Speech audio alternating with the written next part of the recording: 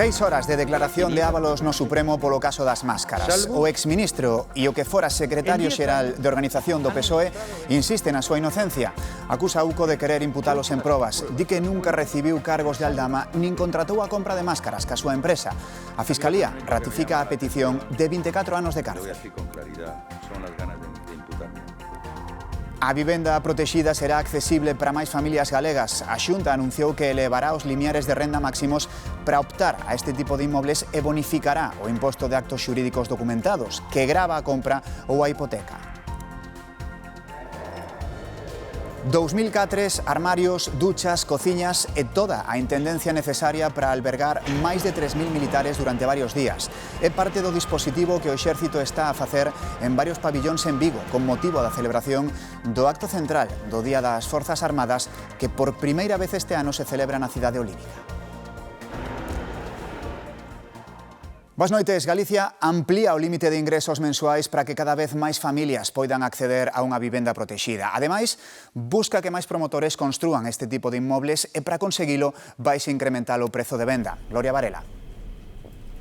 Sí, na actualidade o prezo máximo de venda dunha vivenda non lles permite aos promotores cubrir os custos de construción. Por iso, a Xunta vai elevar nas grandes cidades galegas a todos 106.400 euros o prezo de venda. O Goberno galego tamén vai aumentar o límite máximo de ingresos mensuais para que cada vez máis familias poidan acceder a este tipo de inmobles. Ademais, a Xunta vai bonificar o 100% o imposto de actos xurídicos documentados.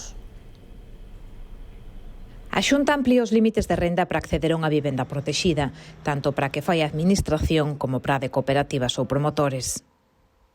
Para que máis xente poidera ter dereito a optar a estas vivendas. No caso da pública, sóbese a 4 veces o IPREM. Para unha parella que ten un fillo, cando o límite anterior era 2.250 euros de ingresos brutos o mes a 14 pagas, agora incrementamos a 3.530. E no caso dunha familia numerosa con 3 fillos, o tope de ingresos será de 4.500 euros brutos mensuais. Ademais, o Goberno galego vai aumentar o prezo das vivendas para que máis promotores construan.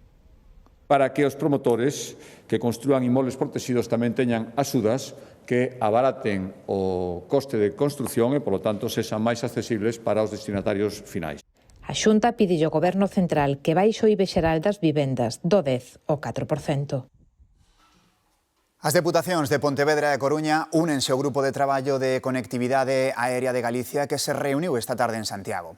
Un encontro no que se acabou de concretar a proposta da Xunta de Galicia para atraer novas rutas e mellorar a conectividade da comunidade. As dúas deputacións súmanse á proposta da Xunta para incentivar a captación de 2 novos destinos para cada un dos aeroportos galegos. Segundo asegurou o conselleiro da Presidencia, Diego Calvo, xa hai reunións programadas con diversas aerolíneas para este mes de maio. Vigo acolle este ano por primeira vez os actos centrais do Día das Forzas Armadas. A menos dun mes xa é visible a presenza militar na cidade. Ultiman os preparativos para acomodar os máis de 3.000 soldados que van participar no desfile. A menos dun mes do Día das Forzas Armadas, a presenza militar en Vigo xa non pasa desapercibida. Unha base logística es como montar de la nada un cuartel donde vamos a darles a los compañeros que vienen al Día de las Fuerzas Armadas, les vamos a dar un sitio donde dormir, donde comer, donde ducharse. E o que están facendo neste pabillón das Travesas, preparar o aloxamento para un milleiro de soldados que van participar no desfile. En este complejo deportivo vamos a montar 2 cocinas para 600 personas cada cocina. Todo lo que se va a consumir aquí, tanto de comida, agua y material de eléctrico, de fontanería y todo, va a ser todo comprado aquí en Vigo o en la provincia. Ademais do das Travesas, vanse montar outros 2 campamentos semellantes no IFEBI e na base Xeneral Morillo de Figueirido para outros 1.500 militares, parte tamén do adestramento permanente do Exército.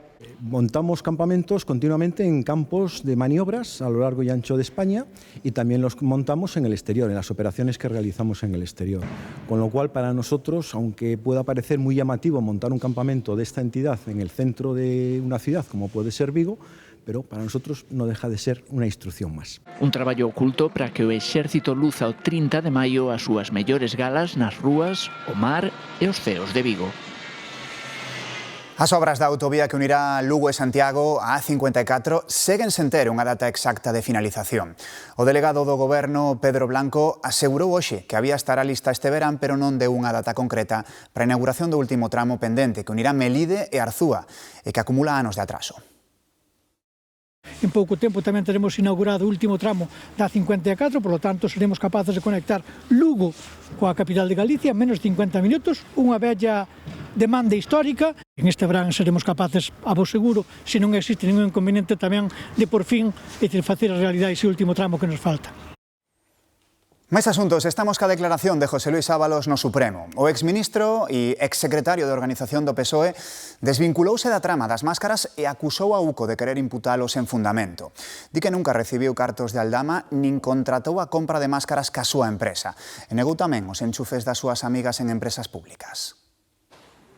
Declarou como acusado, pero presentouse ante o tribunal como unha vítima. Sí, es un caso claramente mediático, juzgado hace tiempo, con condena clara.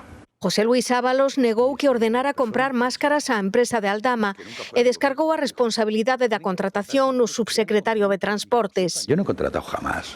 Tamén se desvinculou dos contratos en empresas públicas de Claudia Montes e Jessica Rodríguez, da que suxire que está confabulada co comisionista. No encuentro motivo ninguno para que niega que conoce al señor Aldama, salvo que haya algún asunto que hayan arreglado.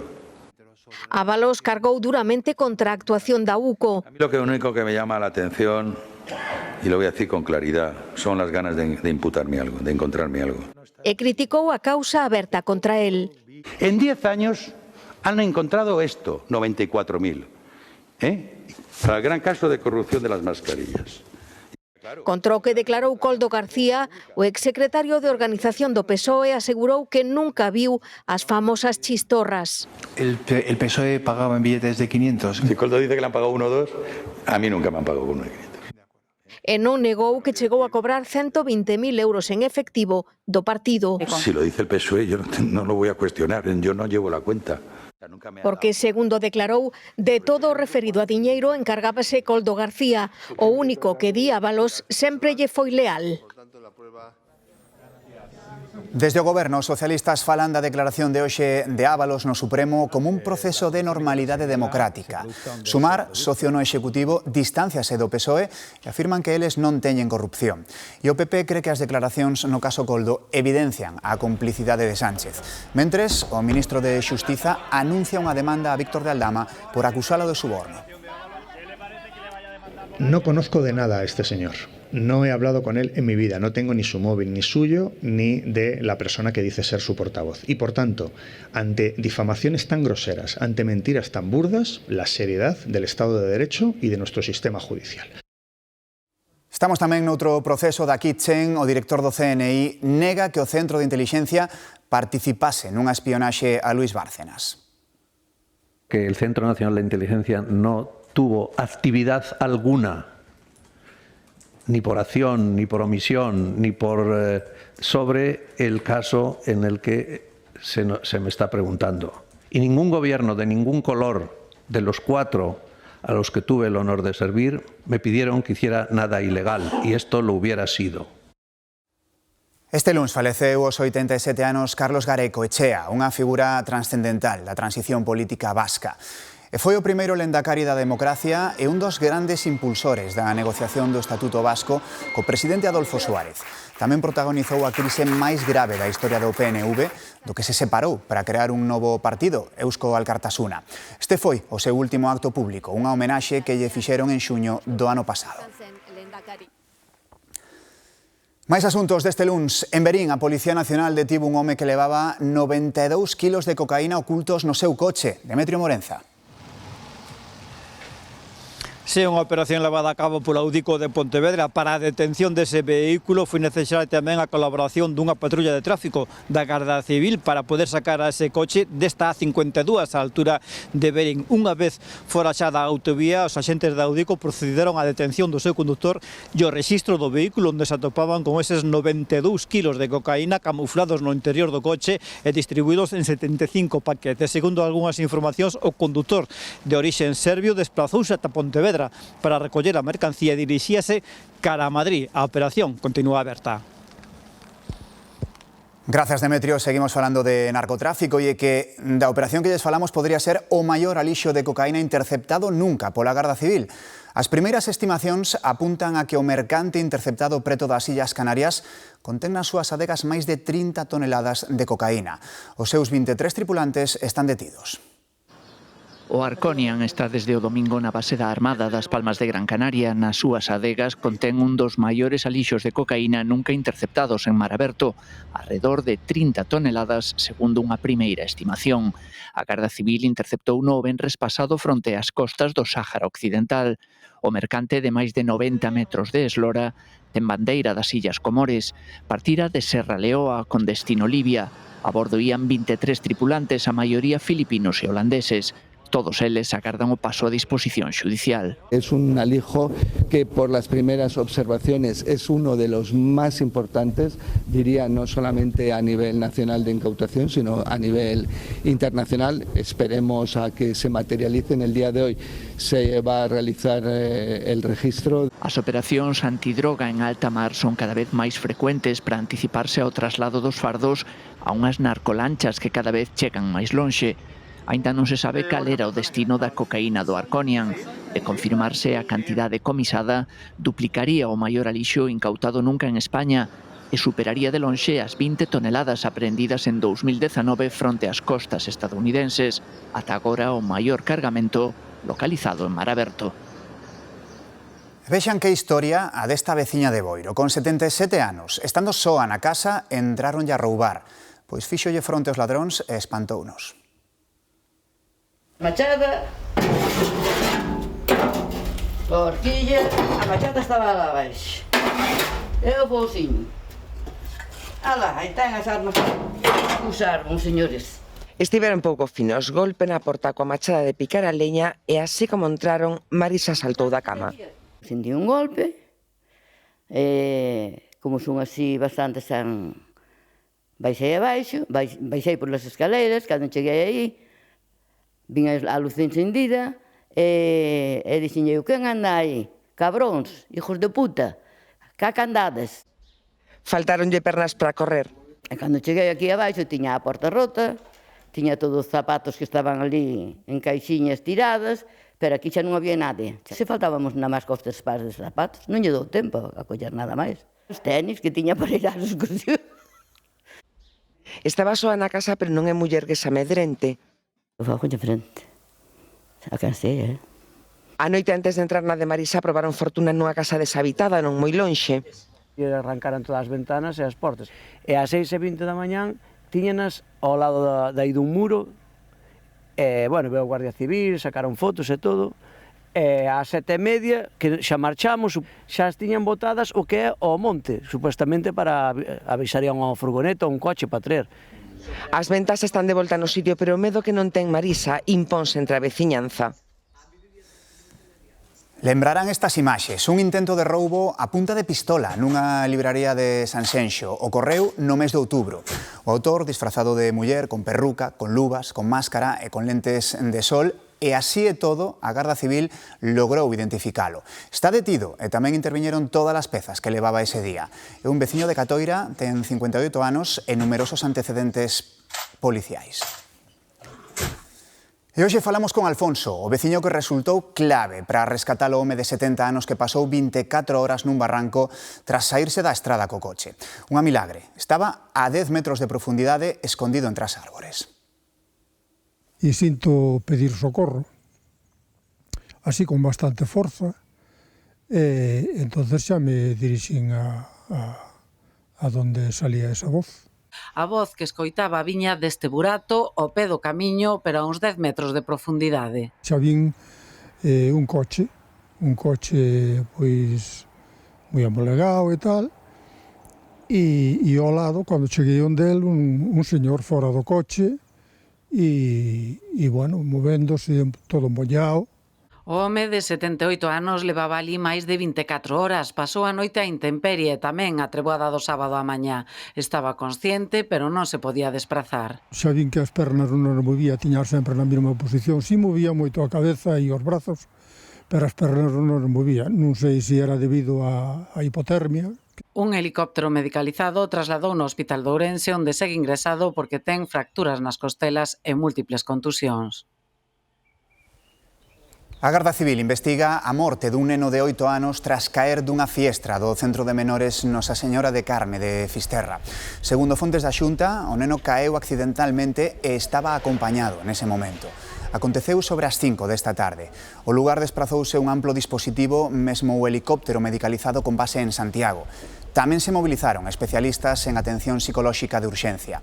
Desde a Xunta de Galicia lamentan o terrible suceso e destacan que a Consellería de Política Social está a recabar toda a información. No exterior, un atropelo no centro da cidade alemá de Leipzig deixou esta tarde alo menos 2 mortos e 3 feridos de gravidade. Ademais, hai outras 20 persoas feridas de menor consideración. O condutor do vehículo, de 33 anos, meteuse por unha rúa peonil a unha velocidade duns 80 km por hora. Pouco despois, era detido polas autoridades. A Fiscalía abriu dilixencias por asasinato e asasinato en grao de tentativa. E seguimos pendentes do gromo de antivirus que deixa 3 mortos nun cruceiro no que viaxan 14 persoas de nacionalidade española. Ademais dos falecidos, hai outras 3 persoas afectadas, 2 membros da tripulación e un pasaxeiro que está a recibir coidados intensivos en Sudáfrica. A embarcación atópase varada fronte á costa de Cabo Verde despois de que as autoridades do país lle denegasen a entrada ao porto da capital. A Organización Mundial da Saúde estuda agora enviar a embarcación a Canarias, que era o seu destino orixinal, para levar a cabo novos exames médicos. Hoxe comezou a campaña de vacinación de reforzo fronte ao meningococo B. Galicia é a primeira comunidade en incorporala ao calendario vacinal. Patricia Vilar. Si, dende hoxe os nenos e nenas galegas recibirán unha dose de reforzo contra a meningite do tipo B na revisión de saúde dos 12 anos. Os pais e nais non terán que pedir cita previa, senón que será nese control rutineiro onde lles van a administrar esta vacina. En total serán uns 22.000 adolescentes. A decisión de incluir este reforzo no calendario vacinal débese á evolución epidemiolóxica da enfermidade, tamén as recomendacións dos expertos. Trátase de aumentar a protección contra unha enfermidade que é moi pouco frecuente, pero extremadamente grave. Causa a morte no 10% dos casos e no 20% deixa secuelas moi graves de por vida. A Xunta calcula que se van necesitar unhas 57.000 doses anuais para levar a cabo este reforzo, nas que se van investir máis de 3 millóns de euros. O Sergas toma medidas para diagnosticar con máis premura as enfermidades raras. Nos casos máis urxentes, como mulleres embarazadas ou pacientes con sospeita de sufrir ela, as probas xenéticas deberán estar listas en 30 días. Cada área sanitaria terá, ademais, unha unidade de referencia con criterios comuns para derivar os pacientes. O obxectivo é reducir nun terzo o tempo de diagnose, que agora está nos 2 anos e medio. En Galicia viven máis de 1.500 persoas con máis de 100 anos. Somos a comunidade con máis centenarios e tamén imos ser a primeira autonomía que conte cun rexistro de persoas que superan esta idade.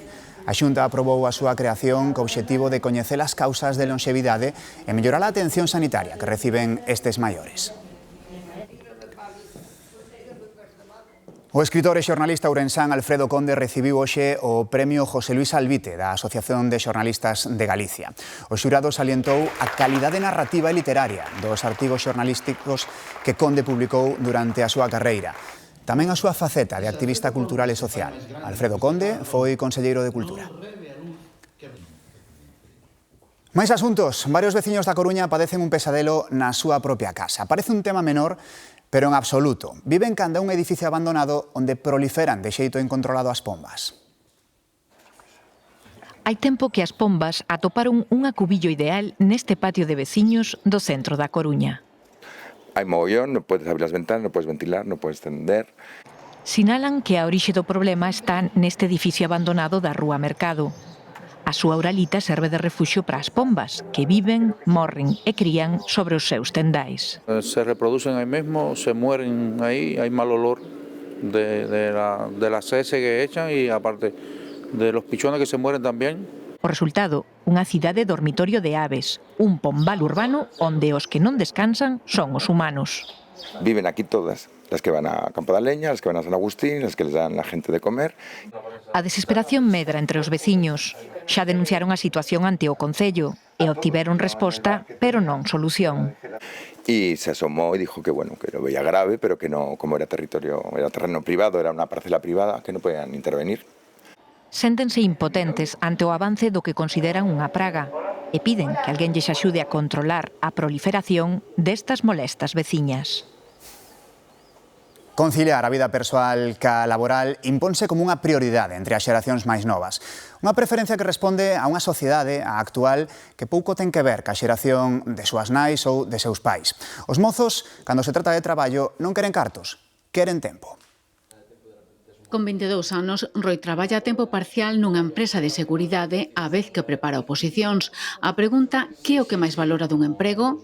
Poder compaxinar ben o horario laboral con a vida personal, eu penso que para min al menos é unha prioridade bastante grande. O que para eles agora mesmo é moi difícil incluso poder ter un coche novo ou poder comprar un piso na maioría de cidades tal e como están.